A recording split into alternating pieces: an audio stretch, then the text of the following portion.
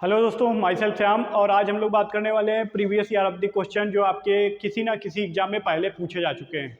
तो चलते हैं अपने पहले क्वेश्चन की तरफ।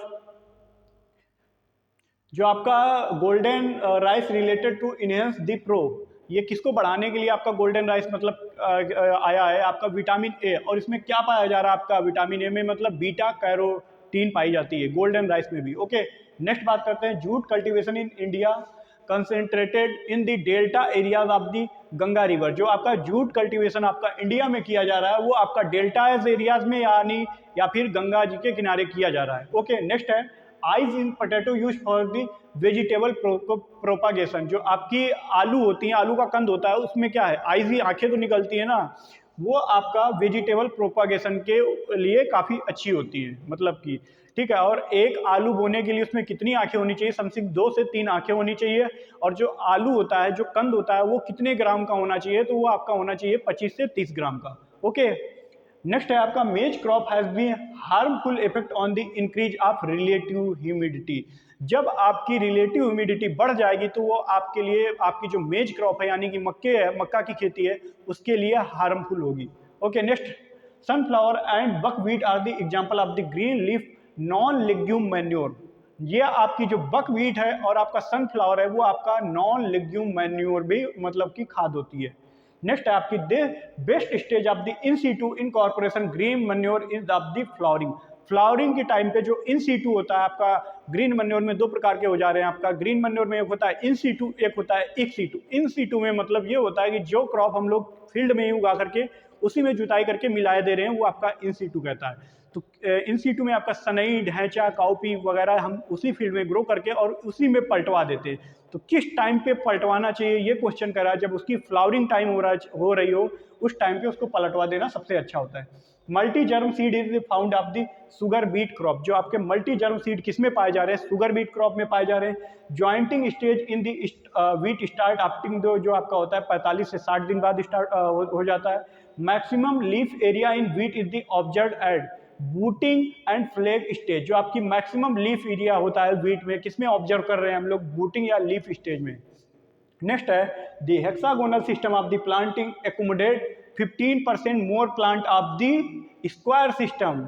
स्क्वायर सिस्टम से 15% आपका अधिक प्लांट लगेंगे किसमें, हेक्सागोनल में। ओके, नेक्स्ट बात करते हैं Jawahar and Amber is the consider is the important good variety of the maize. जो आपकी जवाहर है, अंबर मेज है, मतलब किसकी वैरायटी है, मक्का की वैरायटी है।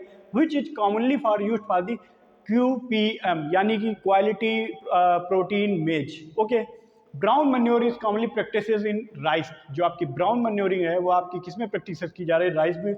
कैल्सीफाइड जो प्लांट हम लोग जिसमें लार्ज क्वांटिटी में कैल्शियम पाया जा रहा है उसमें ग्रो कर लेते हैं, उनको कहा जाता है कैल्सीफाइड। सैमियोफाइटिक वो आपका प्लांट प्रेफर सैंडी सॉइल।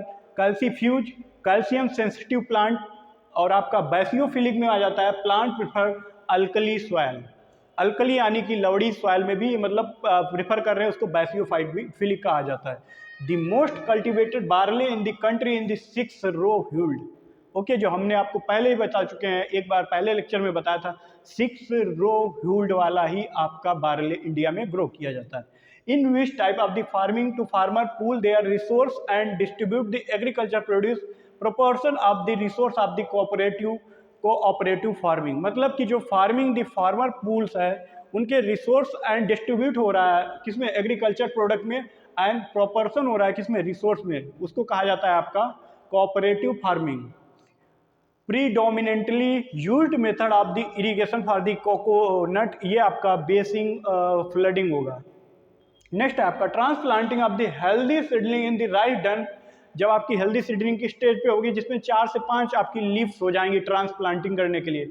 जब आपकी नर्सरी में, धान की नर्सरी में 4 से 5 पत्तियां धान की हो जाएं तो वो ट्रांसप्लांटिंग के लिए अच्छी होती हैं। ढांचा in the green manure crop which grown well alkali soil correct for the alkalinity respectively grown in the 4 से 5 वीक। जो आपकी अल्कली सॉइल हो यानी कि सोडिक सॉइल में हम लोग ढांचा का ग्रो करके उसको 4-5 साल में ग्रो कर देना चाहिए, जिससे आपकी अल्कली सॉइल में कुछ सुधार आ जाएगा। नेक्स्ट है living root of the cucumber excrete toxic substance which inhibit growth of the plant growing the near them. जो आपका खीरा होता है उससे एक कुकुरबिटेसी नाम का एक सब्सटेंस निकलता है जो कि बगल वाले पौधे को ग्रो होने से रोक देता है। ओके, इसको कहते हैं एलिलोपैथी।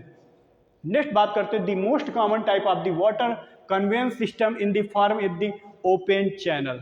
नेक्स्ट है deep chilling operation is associated is, जो आपका वर्टिकल मल्चिंग होता है, जो हम लोग डीप चिलिंग ऑपरेशन करेंगे किस में करेंगे, वर्टिकल मल्चिंग में।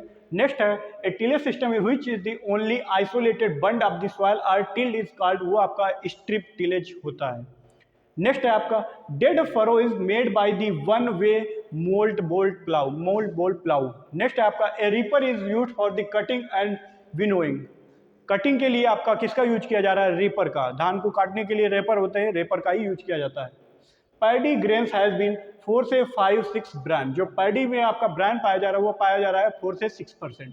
नेक्स्ट है at which part of the plant potato are born, वो आपके जो बोए जाते हैं वो क्या होते हैं, कंद ही तो होते हैं आलू के, तो वो उसको कहते हैं स्टोलन।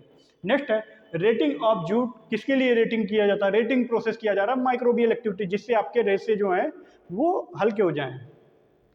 नेक्स्ट है plant require water mainly to meet demand of the evaporation, जो प्लांट को क्या क्या किस किस चीज के लिए आपका वाटर रिक्वायरमेंट होगा, इवोपोरेशन के लिए, ट्रांसपीरेशन के लिए और मेटाबॉलिक नीड के लिए। केवल जो आपका प्लांट अगर 100% वाटर यूज कर रहा है तो उसमें से 99% आपका वाटर ट्रांसपीरेशन हो जाएगा, केवल 1% वाटर प्लांट अपने मेटाबॉलिक एक्टिविटी के लिए यूज करता है। नेक्स्ट है the amount of water require for rising successful crop in the each period of the, वो कहलाता है आपका water requirement. The plough mainly use for the breaking hard pan और for the deep ploughing less distribution of the top layer, वो आपका होता है chisel plough. 10% area total nursery, वो आपका 1 हेक्टेयर के लिए, जैसे आपका 100% आपके पास फील्ड है राइस के लिए, उसमें आपको 10% एरिया नर्सरी के लिए ज़रूरत पड़ेगा। कितने एरिया के लिए, आपका जैसे कि 1 हेक्टेयर है, मान लो कि 10,000 मीटर स्क्वायर है, तो उसके लिए आपको 1,000 मीटर स्क्वायर नर्सरी उगाने के लिए ज़रूरत पड़ेगी। Only genetically modified crop allowed to cultivator, वो आपका बीटी कॉटन इंडिया में ही आपकी ग्रो की जाती है जो जेनेटिकली मॉडिफाइड है। Okay, DSR technique rice directed seeded rice technique of rice help to saving water, कितना आपका बचाई रही है, आपकी बचाती है 25%।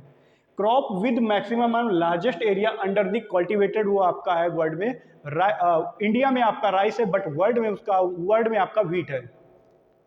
फादर ऑफ गोल्डन रिवोल्यूशन, वो आपके निरपाक तुतेज। नेक्स्ट है आपका डायरा cultivation method is associated with, जो आपका डायरा कल्टीवेशन किया जा रहा है वो आपका किया जाता है कुकुर बिट्स के लिए। नेक्स्ट है sugar cane is the C4 plant, जो आपका गन्ना है वो आपका C4 प्लांट है। काकरेज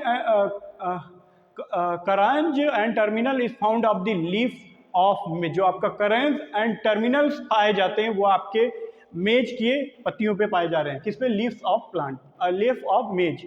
रिड्यूस टिलेज एडेड मिनिमम 15 से 30% मल्च इन सॉइल, जो आपकी रिड्यूस टिलेज कर रहे हैं तो वो आपका क्या मिनिमम 15 से 30% मल्च इन सॉइल में कर रहे हैं।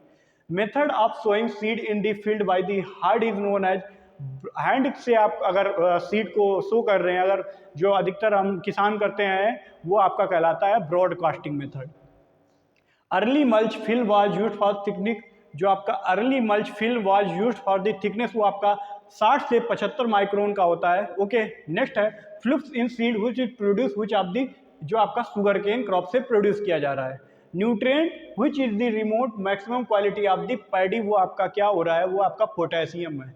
नेक्स्ट है plant appear green because, plant हरा क्यों दिखाई दे रहा है, क्योंकि रिफ्लेक्ट कर रही है, कौन, हरा, जो ग्रीन रेडिएशन है, ग्रीन किरणें वो रिफ्लेक्ट कर रही है। Okay, the owner of the land is pleasant farming, वो आपका फार्मर खुद होता है। प्लीजेंट फार्मिंग में फार्मर अपनी लैंड का मालिक खुद होता है।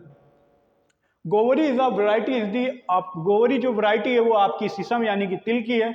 The seedling of planting the crop into the growing stand of the inter planting, मतलब क्या करा, सीडलिंग अथवा प्लांटिंग किसमें कर रहे हैं, crop into the growing stand is called, वो आपका कहलाता है इंटर प्लांटिंग। मिलते हैं नेक्स्ट वीडियो में। जय हिंद, जय भारत।